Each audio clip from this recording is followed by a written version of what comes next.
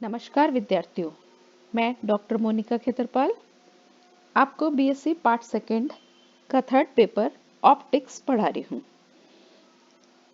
अपनी lecture series के अंदर आज अपन फ्रेनहोफर विवर्तन के बारे में पढ़ेंगे। हमें पता है कि विवर्तन की घटना क्या होती है। विवर्तन का अर्थ है कि जब प्रकाश किरण किसी अवरोधक के ऊपर टकराती है तो वो प्रकाश किरण अपने पथ से विचलित हो जाती है। Bending of a light wave from the edges of an obstacle is termed as diffraction. अपने पिछले लेक्चर्स के अंदर अपन ने फ्रेनल डिफ्रैक्शन के बारे में पढ़ा था। आज अपन फ्रेनहोफर डिफ्रैक्शन के बारे में देखेंगे। फ्रेनहोफर डिफ्रैक्शन के अंदर एक लाइट सोर्स से लाइट निकलती है, उसको अपन लेंस के ऊपर आपतित कराते हैं। हमें समतल तरंगाग मिलती है, प्लेन वेव फ्रंट मिलती है। ये अवरोधक से टकराती है। अवरोधक से टकराने पर विवर्तन की घटना होती है और हमें विवर्तित समतल तरंगाग मिलती है, जिसको कि हम लेंस द्वारा किसी बिंदु, पर्दे के बिंदु के ऊपर फोकस कराते हैं। इसके अंदर जो हम तरंगाग उपयोग में लेते हैं वो समतल तरंगाग होती है और स्रोत और पर्दा दोनों विवर्तक से अनंत दूरी के ऊपर होते हैं।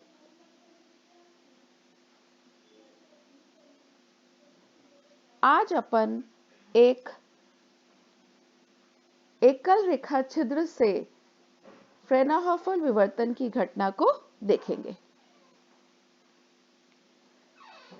ये मेरे पास एक रेखा छिद्र है AB द्वारा जिसे मैंने चित्र में दर्शाया है। इसके ऊपर समतल तरंगाग आपतित हो रही है।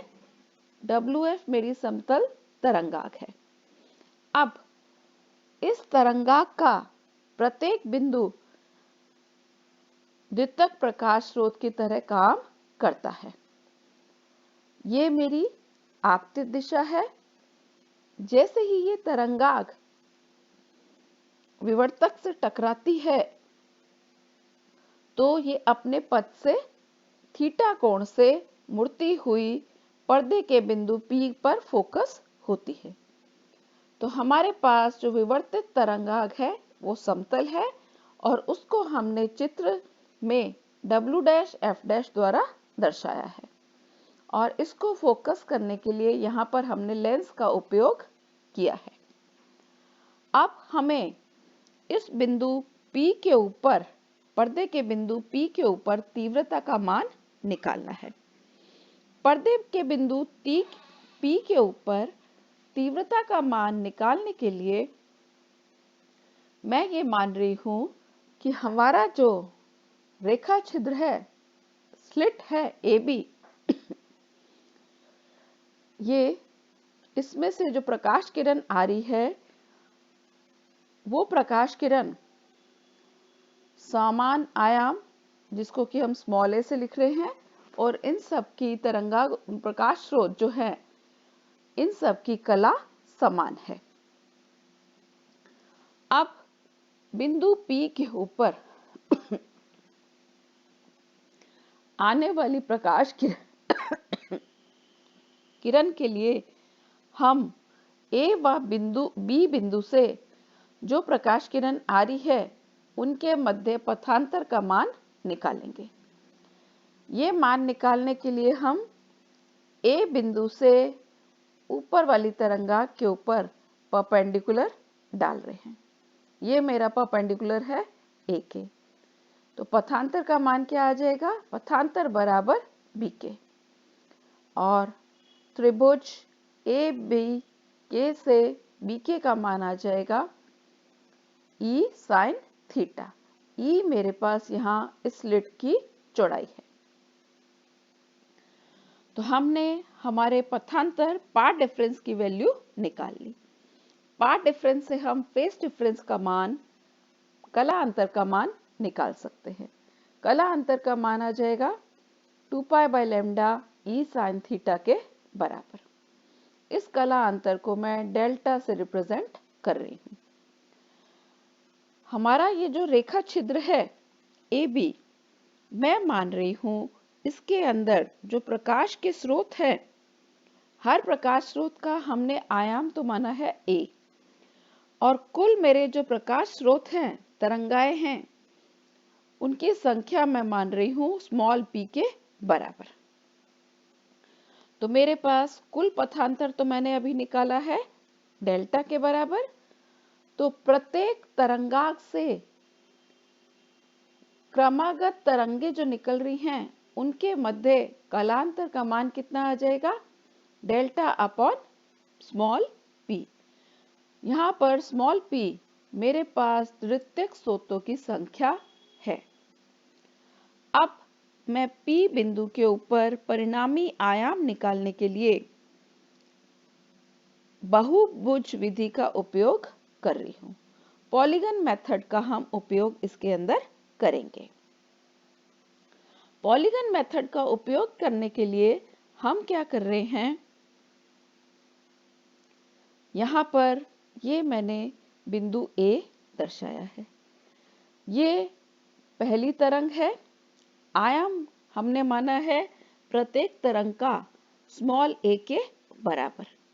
तो हम प्रत्येक तरंग के जो डिस्टरबेंस है उसको एक वेक्टर की फॉर्म में रिप्रेजेंट करेंगे और उस वेक्टर की लंबाई होगी स्मॉल a के बराबर।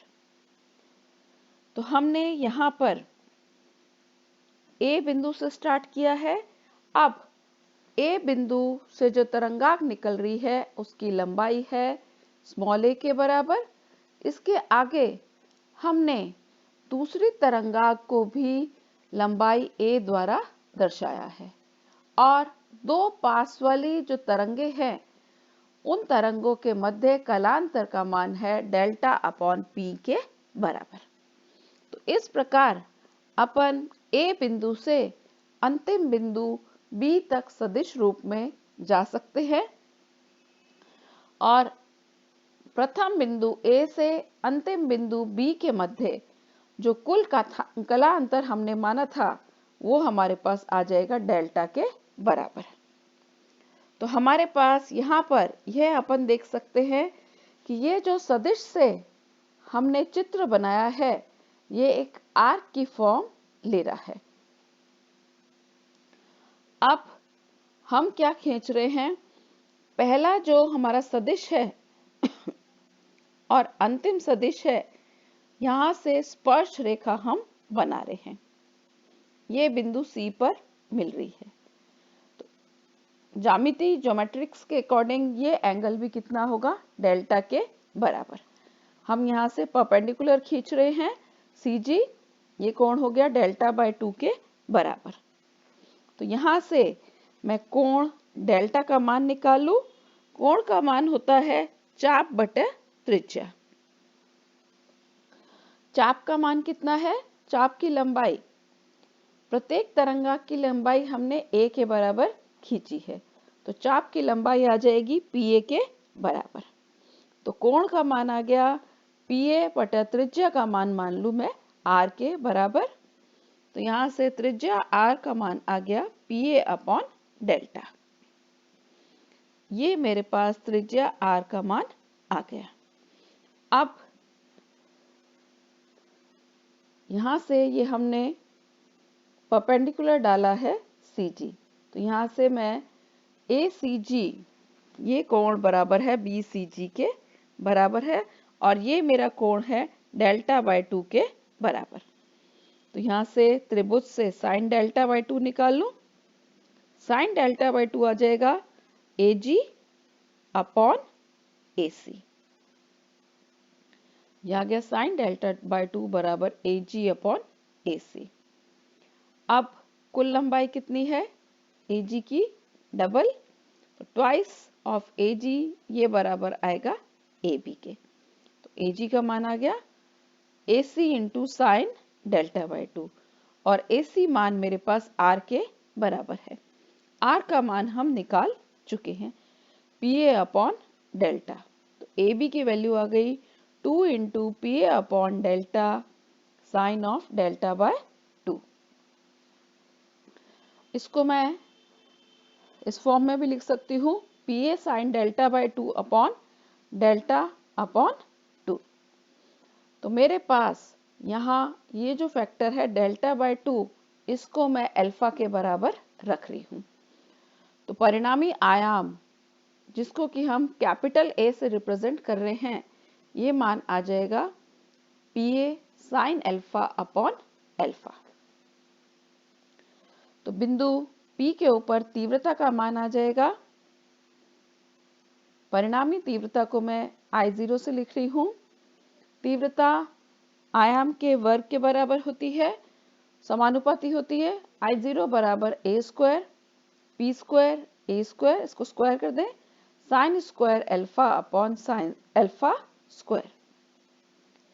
यहाँ पर p स्क्वायर a स्क्वायर की जगह मैं लिख रही हूँ I0। I0 तीव्रता का अधिकतम मान है।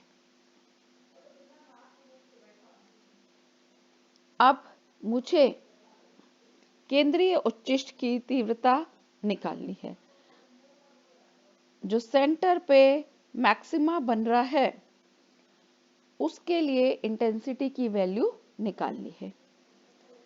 यहाँ चित्र से अपन देखें, अगर थीटा 0 है अर्थात जो समतल तरंग है वो सीधी निकल जाएगी, तो यहाँ पर हमारा कोई भी विवर्तन नहीं होगा, विवर्तन की घटना नहीं है। तो डेल्टा का मान, पथांतर का मान 0 होगा। डेल्टा 0 रख दो तो sine delta by 2 upon delta by 2 का लिमिटिंग वैल्यू जब डेल्टा 0 की तरफ अप्रोच कर रहा है 1 के बराबर होगा। तो I का मान कितना आ जाएगा? I0 के बराबर। तो थीटा बराबर 0 की कंडीशन में मेरे पास सेंटर में मैक्सिमम मिलेगा और तीव्रता का मान अधिकतम होगा I0, जो कि है p स्क्वायर a स्क्वायर के बराबर। अब दूसरी स्थिति अपन देखें जो कि है निम्नलिखित मिनिमा की स्थिति। I का मान I0 sine square alpha upon alpha square है। मिनिमा की कंडीशन के लिए तीव्रता का मान 0 होगा। 0 होगा, यहाँ से अपन देखते हैं तीव्रता किस स्थिति के अंदर 0 के बराबर होगी। यहाँ पर साइन अल्फा का मान अगर 0 होगा तो I का मान मेरे पास 0 आना चाहिए, पर नीचे हमारे पास डिनोमिनेटर में अल्फा स्क्वायर है तो alpha can not be equal to 0। तो कंडीशन आ जाएगी अल्फा जिसका की मान है डेल्टा बाय 2 के बराबर, it can not be equal to 0। तो यहाँ से डेल्टा का मान आ जाएगा 2m पाई के बराबर। तो मिनिमा की कंडीशन आ गई E साइन थीटा बराबर प्लस माइनस m लैम्डा। अब हमने सेंटर के ऊपर जो मैक्सिमा बन रहा है उसके लिए इंटेंसिटी का मान निकाल लिया I0 के बराबर। दूसरे जो मैक्सिमा हैं जिनको कि हम द्वितीयक उच्चिष्ट कहते हैं, सेकेंडरी मैक्सिमा, उनके लिए हमें कंडीशन का मान निकालना है। कंडीशन का मान निकालने के लिए हम गणितीय विधि का काम लेंगे। Mathematical method will be used to obtain the condition for secondary maxima. Secondary maxima के लिए या मिनिमा के लिए कंडीशन होती है कि इंटेंसिटी का डिफरेंशियल अगर आप फर्स्ट डिफरेंशियल निकालें तो उसका मान 0 के बराबर होना चाहिए। तो मैं di/d अल्फा का मान निकाल लूं और उसको 0 के बराबर रख रही हूं।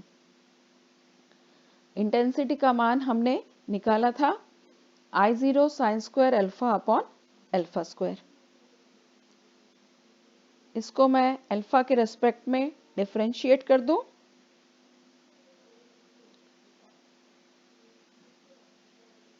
मान आ गया I0 2 sin alpha upon alpha cube alpha cos alpha minus sine alpha बराबर 0। मिनिमा की कंडीशन लगा दें, मतलब फर्स्ट डिफरेंशियल को हम 0 रखते हैं। तो यहां से साइन अल्फा कितना आ जाएगा, 0 है, या minus sine alpha plus alpha cos alpha बराबर 0। पर अपन अभी निकाल चुके हैं कि साइन अल्फा 0 ये हमें मिनिमा की कंडीशन देता है। और सेकेंडरी मैक्सिमा के लिए साइन अल्फा कितना होना चाहिए, अल्फा कॉस अल्फा के बराबर। तो tan अल्फा कितना आ जाएगा, अल्फा के बराबर। अब हमें इसका सॉल्यूशन निकालना है। सॉल्यूशन हम ग्राफिकल मेथड से निकालेंगे। ग्राफिकल मेथड में हम क्या करेंगे, हम एक बार तो बना रहे हैं ग्राफ के ऊपर y इक्वल टू अल्फा, और उसी ग्राफ के ऊपर हम y equal to tan alpha बनाएंगे।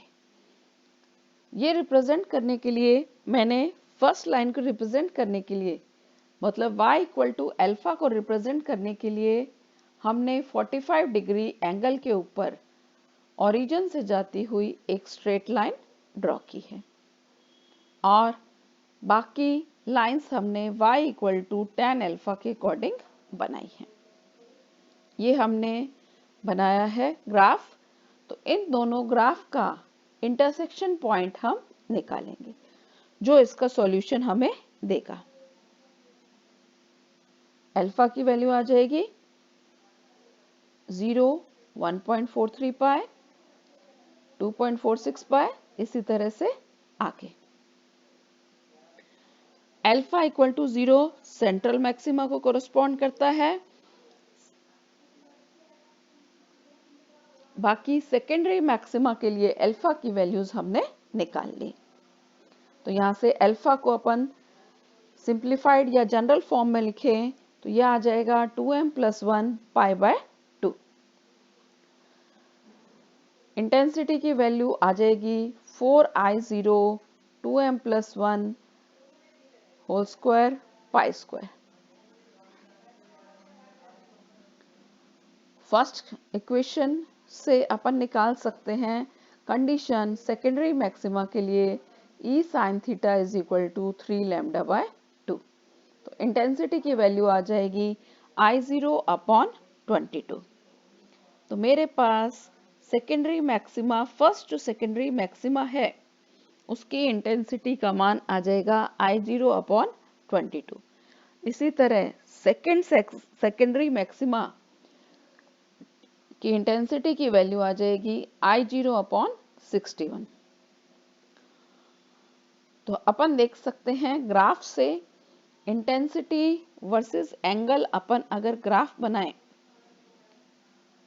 तो बीच का जो मैक्सिमा है उसके ऊपर इंटेंसिटी मैक्सिमम है, सेंट्रल मैक्सिमा के लिए I0 के बराबर है, और सेकंड जो मैक्सिमा है उसकी इंटेंसिटी है I0 अपॉन 22। इंटेंसिटी मैक्सिमा की कंटिन्यूसली डिक्रीज हो रही है। 0, 3 पाई, 5 पाई के ऊपर मैक्सिमा मिल रहा है, और पाई 2 पाई 3 पाई के ऊपर हमें मिनिमा की वैल्यू मिल रही है। तो यहां से अपन देख सकते हैं कि सेंट्रल मैक्सिमा जो है वहां पर इंटेंसिटी वैल्यू मैक्सिमम के बराबर है। Thank you students for watching.